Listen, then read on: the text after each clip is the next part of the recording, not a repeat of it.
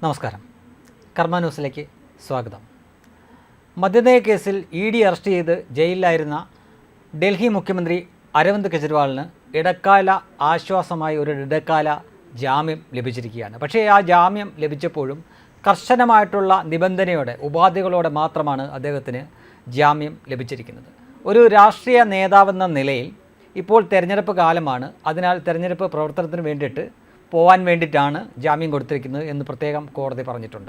എന്നാൽ മുഖ്യമന്ത്രി എന്ന തരത്തിലുള്ള അധികാരങ്ങൾ വിനിയോഗിക്കാനുള്ള ആ അവകാശം കൂടി കൊടുക്കണമെന്ന് കെജ്രിവാളിൻ്റെ വക്കീൽ വാദിച്ചെങ്കിലും അത് പക്ഷേ കോടതി തള്ളിക്കളയുകയുണ്ടായി.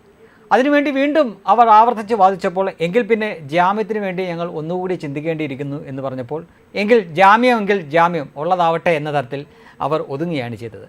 ജാമ്യം കൊടുക്കാതിരിക്കാൻ വേണ്ടിയിട്ട് EDക്ക് വേണ്ടിയിട്ട് വക്കീൽ വളരെ ശക്തിയായിട്ട് തന്നെ കോടതിയിൽ വാദിച്ചിരുന്നു. എന്നാൽ 5 വർഷത്തിലൊരിക്കലാണ് ലോക്സഭാ തെരഞ്ഞെടുപ്പ് വരുന്നതെന്നും ഇതുപോലെ ഒരു നിർണായക ഘട്ടത്തിൽ ഡൽഹിയുടെ മുഖ്യമന്ത്രിയും കൂടെ ആയിരിക്കുന്ന ഒരു വ്യക്തിക്ക് അദ്ദേഹത്തിൻ്റെ പാർട്ടിക്ക് വേണ്ടിയിട്ട് പ്രവർത്തിക്കാൻ അനുവദിക്കാതിരിക്കുന്നത് ശരിയല്ല എന്ന് കണ്ടതിനെ തുടർന്നാണ് കോടതി ജാമ്യം അനുവദിച്ചത്. അപ്പോൾ മറുവാദമായിട്ട് EDയുടെ വക്കീൽ പറഞ്ഞത്, അങ്ങനെയെങ്കിൽ രാജ്യത്ത് നിരവധി രാഷ്ട്രീയ നേതാക്കൾ ജയിലിലുണ്ട്, അവരൊക്കെ ഇതുപോലുള്ള കാര്യങ്ങൾ ആവശ്യപ്പെട്ടാൽ അത് ചെയ്തു കൊടുക്കേണ്ടി വരില്ലേ എന്ന് ചോദിച്ചു.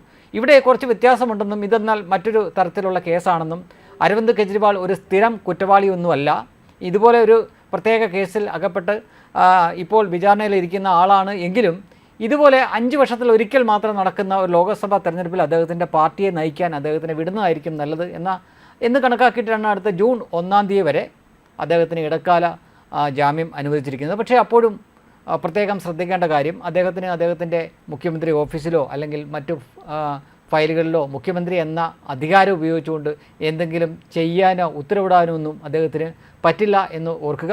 അദ്ദേഹത്തിന് ലഭിച്ച ജാമ്യം എന്നത് കേവലം ഉപാധികളോട് കൂടിയ അല്ലെങ്കിൽ ചില നിബന്ധനകളോട് കൂടിയ ജാമ്യം മാത്രമാണ്.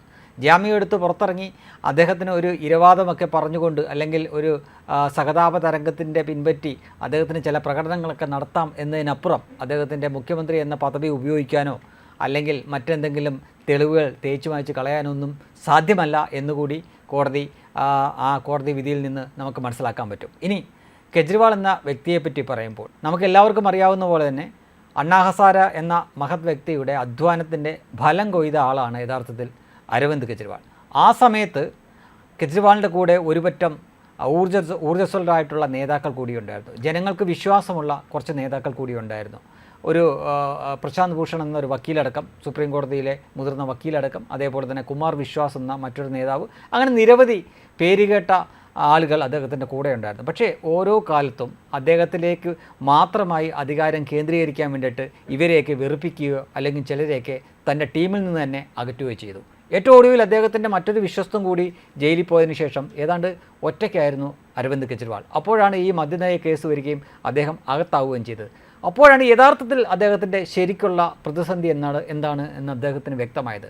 അദ്ദേഹത്തിന് വേണ്ടി പറയാനോ വാദിക്കാനോ പുറത്തൊരു പത്രസമ്മേളനം നടത്താൻ പോലും അദ്ദേഹത്തിൻ്റെ കൂടെ വിശ്വസിക്കാവുന്ന ആരുമില്ലായിരുന്നു. ആകെ ഇറങ്ങിയത് അദ്ദേഹത്തിൻ്റെ ഭാര്യ സുനിത കെജ്രിവാൾ മാത്രമായിരുന്നു. പക്ഷേ സുനിത ഏതൊക്കെ രീതിയിൽ നെഞ്ചത്തടിച്ച് കരഞ്ഞ് നിലവിളിച്ചാലും അത് കേൾക്കുന്നവർക്ക് അല്ലെങ്കിൽ കാണുന്നവർക്ക് ഫീൽ ചെയ്യുക സ്വന്തം ഭർത്താവിന് വേണ്ടിയിട്ട് ന്യായീകരിക്കുന്ന ഒരു സ്ത്രീ എന്ന രീതിയിൽ മാത്രമായിരിക്കും. അവിടെയാണ് കെജ്രിവാൾ അമ്പേ പരാജയപ്പെട്ടു പോയത്.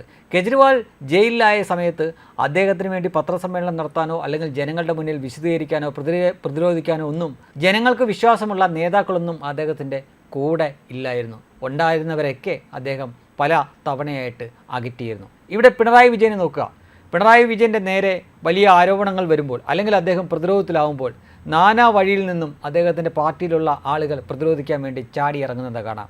ആദ്യം തന്നെ AK ബാലൻ വരും, പിന്നീട് പാർട്ടി സെക്രട്ടറി MV ഗോവിന്ദ മാഷ്, A റഹീം വരും, സ്വരാജ് വരും. അങ്ങനെ ഓരോ ഘടകങ്ങളിൽ നിന്നും SFIയിൽ നിന്നും DYFIയിൽ നിന്നും CPMൽ നിന്നും CPIയിൽ നിന്ന് പോലും അദ്ദേഹത്തിന് വേണ്ടി പ്രതിരോധിക്കാൻ ആളുകൾ വരും. അപ്പോൾ ആളുകളുടെ ശ്രദ്ധ പല ആളുകളിലേക്ക് പോവുകയും ചെയ്യും.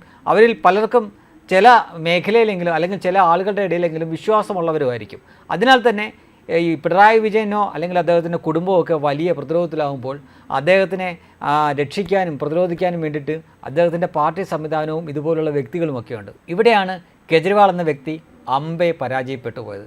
അല്ലെങ്കിൽ നാട്ടിൻപുറത്തൊക്കെ ഒരു ചൊല്ലുണ്ട്, ഈ ബുദ്ധിയുള്ള വരാൽ വരമ്പിൻ്റെ മണ്ടയിൽ മുട്ടയിടും എന്ന് പറയും. അതായത് പാടത്ത് വെള്ളം കയറ്റുമ്പോൾ വെള്ളം ഇങ്ങനെ പൊങ്ങി വരുമ്പോൾ ചിലപ്പോൾ ഈ വരമ്പ് മുങ്ങിപ്പോവും. അപ്പോൾ ബുദ്ധി കൂടിയ ചില വരാൽ ഈ വരമ്പിൻ്റെ മുകളിൽ കൊണ്ട് മുട്ടയിടും. പക്ഷേ അതിനറിയില്ലല്ലോ 2 ദിവസം കഴിയുമ്പോൾ ഈ വെള്ളം പറ്റിക്കുമെന്നും ഈ മുട്ടകളെല്ലാം നശിച്ചു പോകുന്നു എന്ന് പറഞ്ഞ പോലെ ഒരു പരിപാടിയാണ് കെജ്രിവാളും കാണിച്ചത്. അതിബുദ്ധി കാണിച്ച് അധികാരം തന്നിലേക്ക് മാത്രം വരാൻ വേണ്ടിയിട്ട് തൻ്റെ കൂടെയുള്ളവരെയൊക്കെ വെറുപ്പിക്കുകയും ചിലരെയൊക്കെ പറഞ്ഞു വിടുകയും ചെയ്തു. ഒടുവിൽ അയാൾക്ക് ഒരു കഷ്ടകാലം വന്നപ്പോൾ അയാൾക്ക് വേണ്ടി വാദിക്കാനോ പ്രതിരോധിക്കാനോ ആരുമില്ല. ഇപ്പോൾ മറ്റൊരു കാര്യം കൂടെ വ്യക്തമാവുകയാണ്. മോദിക്ക് ശേഷം ഒരുപക്ഷെ ഇന്ത്യയിൽ ചില പ്രദേശങ്ങളിലെങ്കിലും വിശ്വസിക്കാവുന്ന ഒരു രാഷ്ട്രീയ നേതാവ് കെജ്രിവാൾ എന്നൊരു മിഥ്യാധാരണ ഇന്ത്യയിലെ ജനങ്ങൾക്കുണ്ടായിരുന്നു. കുറഞ്ഞ പക്ഷം ഡൽഹിയിലും പഞ്ചാബിലുമൊക്കെ ആളുകൾ അങ്ങനെ വിശ്വസിച്ചിരുന്നു. ഒരു കാലത്ത് മോദിക്ക് ബദലായി അല്ലെങ്കിൽ മോദിയെ എതിരിടാൻ കെജ്രിവാൾ മതി, അല്ലെങ്കിൽ കെജ്രിവാൾ ഭാവിയിൽ മോദിയെ തോൽപ്പിക്കും എന്നുപോലും ആളുകൾ വിശ്വസിച്ചിരുന്നു. ആ കെജ്രിവാളിനെ ഇന്നൊരു ഇലക്ഷൻ സമയത്ത് ഇത്രയേറെ ദിവസം പിടിച്ചകത്തിട്ടിട്ടും നരേന്ദ്രമോദി ഈ തെരഞ്ഞെടുപ്പിൽ വലിയ പ്രയാസമൊന്നുമില്ലാതെ ജയിച്ച് 3ാം ടേമിലേക്ക് പോകുകയാണു എങ്കിൽ ഉറപ്പായിട്ടും പിണറായി വിജയനെ പോലെയുള്ളവർ ഒരുപാട് സൂക്ഷിക്കേണ്ടിയിരിക്കുന്നു. വെബ് ഡെസ്ക് കർമ്മ ന്യൂസ്.